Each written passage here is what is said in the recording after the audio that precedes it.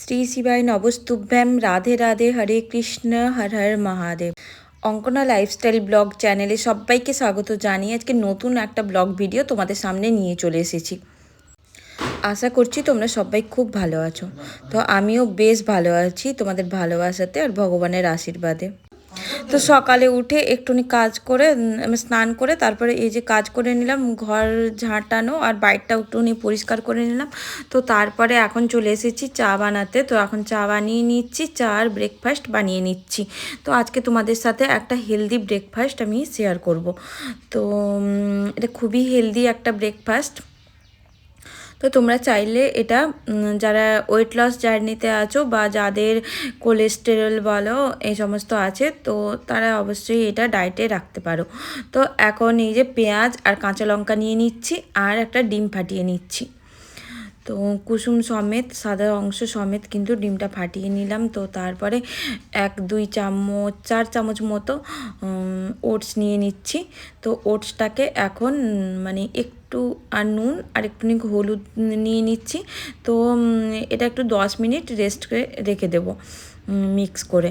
তো অল্প একটুখানি জলও মিক্স করে নিয়েছি। তো মিক্স করে নেওয়ার পর ভালোভাবে কিন্তু মিক্স করে নিচ্ছি। মিক্স করে এখন একটুখানি রেস্টে রেখে দেবো।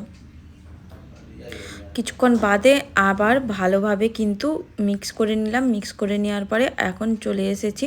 তো তাওয়াটা এখন গরম করে নিয়ে তাওয়াটা ভালোভাবে ঘুরিয়ে ঘুরিয়ে মানে তেলটা মিশিয়ে নিলাম। তো তারপরে এখন এই যে ফেটিয়ে নেওয়া ওটস, ডিম আর পেঁয়াজ লঙ্কা দিয়ে যে ওইটা বানিয়ে রেখেছিলাম, তো ওইটা এখন তাওয়ার মধ্যে দিয়ে দিয়েছি। তো ধোসা টাইপের বলো, ডিম অমলেট ওইভাবে করে ফেলিয়ে দিয়েছি। তো ভালোভাবে এটা এবারে মানে অল্প আঁচে ভালোভাবে সেদ্ধ হয়ে যাবে। তো ভালোভাবে হয়ে যাবে। আর তারপরে এই যে এখন হয়ে গেছে। তো এখন আমি উল্টে পাল্টে নিচ্ছি। তো এটা মানে ভেঙে গেছে। তো আর খুব টেস্টি হয়েছিল, খুব টেস্টি হয়। তো এর মধ্যে ক্যাপসিকাম, গাজর, এই মটর এই সমস্ত তোমরা দিতে পারো। তো আমার তাড়াহুড়োর জন্য ওগুলো দেওয়া হয়নি আর। তো এখন উল্টে পাল্টে করে ভালোভাবে কিন্তু ভেজে নিচ্ছি। তো মানে যেখানে যেখানে কাঁচা আছে তো ওগুলো কিন্তু ভালোভাবে উল্টে ভালো করে ভেজে নিচ্ছি। তো যাতে মানে একটুখানি ক্রাঞ্চিভাবে ভাব আসে। আর এটা কিন্তু গরম গরমই খুব ভালো লাগবে। তো যদি ঠান্ডা হয়ে যায় তো খুব একটা ভালো লাগবে না। তো এখন এই যে এখন কিন্তু রেডি হয়ে গেছে। আর বেশ তাড়াতাড়িও বেশ হয়ে যায় এটা, বেশিক্ষণ টাইমও লাগে না। তো চা বানাতে বানাতেই দেখলে ওখানে চা বসিয়ে দিয়েই কিন্তু আমি ওটসটা রেডি করে নিয়েছিলাম। তো তারপরে চা খেয়ে এসে এখন এটা বানিয়ে নিলাম। তো এখন ব্রেকফাস্ট করে নিচ্ছি। তো ব্রেকফাস্ট করে নেওয়ার পরে তো এই যে সসের সাথে সার্ভ করে দিয়েছি। তো সসের সাথে খেয়ে নিলাম। তো তারপরে চলে এসেছি এখানে এই যে ডিমটা ফাটিয়ে নিচ্ছি। তো আগের দিনের যে হেনাটা ভিজিয়ে রেখেছিলাম, তো সকালে উঠে এখন ডিম ফাটিয়ে ওখানে ওর সাথে মিক্স করে নিলাম। মিক্স করে নিয়ে মাথায় কিন্তু লাগিয়ে নিলাম। তো ঘরের কাজকর্মের সাথে সাথেও নিজের চুলের যত্ন নিয়ে নিচ্ছি। তো এখন এই যে তারপরে মানে হেনাটা লাগিয়ে এখন চলে এসেছি দুপুরের রান্না করার জন্যে। তো দুপুরের রান্নাটা করে নিচ্ছি। এখন ডিম ভাজা করে নিচ্ছি।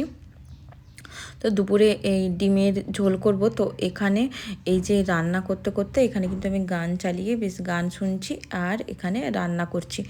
তো তাহলে কি হয়, উল্টো পাল্টা চিন্তা ভাবনা কিন্তু মাথার মধ্যে আসে না। আর বেশ ভালোই লাগে। অন্য কোনো মানে দুঃখের কথা বলো আর সুখের কথা বলো, কোনো কিছুই আসে না। ব্যাস গান শুনতে থাকি আর কাজ করতে থাকি আর নিজের ভিডিও বানাতে থাকি, ব্যাস নিজেই হ্যাপি থাকি। তো আর এখানে এই যে ডিমটা ভাজা হয়ে গেছে। আর এখানে এই যে পেঁয়াজ আর লঙ্কাটা ভেজে নিচ্ছি। আর এর মধ্যেও কিন্তু একটা ডিম ফাটিয়ে দিয়ে দিয়েছি। তো ডিমের ভুজিয়া বানিয়ে নিচ্ছি। তো যেহেতু বড় ছেলে খায় না ডিমের ঝোলটা, তো ওর জন্য ডিমের ভুজিয়া রুটি বানিয়েছিলাম। আর এখানে এই যে কড়ার মধ্যে অল্প তেল দিয়ে তেজপাতা দিয়ে দিচ্ছি। ডিমের ঝোলের মধ্যে আমার তেজপাতা না দিলে না বেশ ভালো লাগে না, তেজপাতার গন্ধটা আমার খুবই ভালো লাগে। ডাল আর ডিমের ঝোল তো মানে দেবই, না হলে আমার একদম ভালো লাগে না। আর এর মধ্যে আদা, পেঁয়াজ, রসুন, ব্যাস এটাই ওই হামাদিস্তাতে থেতো করে দিয়ে দিয়েছি। আর এর মধ্যে দিয়েছি হলুদের গুঁড়ো আর নুন, চিনি ছাড়া তো আমি কোনো রান্নাই মানে ভাবতে পারি না। আর লঙ্কার গুঁড়ো আর চিনি দিলে বেশ টেস্টটা কিন্তু ভালো হয়। আর এখানে মটরশুঁটিও দিয়ে দিচ্ছি। তো মটরশুঁটি আর আলু দিয়ে ভাজা আর মশলা একসাথেই কিন্তু ভাজা হয়ে যাবে, তো তাড়াতাড়ি বেশ হয়েও যাবে। আর এখানে টমেটোটাও দিয়ে দিয়েছি, তো টমেটো দিয়ে ভালোভাবে কিন্তু মশলা আর আলুর সাথে বেশ ভালোভাবে কষিয়ে নিচ্ছি। তো ভালোভাবে কষানো হয়ে গেছে, তারপরে এখানে গরম জল দিয়ে দিচ্ছি। তো জল ফুটে গেলে ওর মধ্যে ডিম দিয়ে হয়ে গেলে নামিয়ে নিয়েছি। ব্যাস ওইটি ডিমের ঝোলটা হয়ে গেছে কমপ্লিট। আর এখানে কিন্তু বানাচ্ছি পালং শাকের মধ্যে আছে আলু, মটরশুঁটি আর বিনস আছে, তো ওগুলো পেঁয়াজ দিয়ে ভালোভাবে করে ভেজে নিলাম। ভেজে নেওয়ার পরে এখানে পালং শাকটা দিয়ে দিলাম ভাজা হয়ে যাওয়ার পর। তারপরে এর মধ্যে জিরে আর সর্ষে দিয়ে মশলা দিয়ে দিয়েছিলাম। তো তারপরে এই যে এখানে মানে বাসনগুলো ধুয়ে নিচ্ছি। রান্নাবান্না কমপ্লিট হয়ে গেছে, তো রান্নাবান্না কমপ্লিট হয়ে যাওয়ার পরে এখানে বাসনগুলো ধুয়ে নিচ্ছি।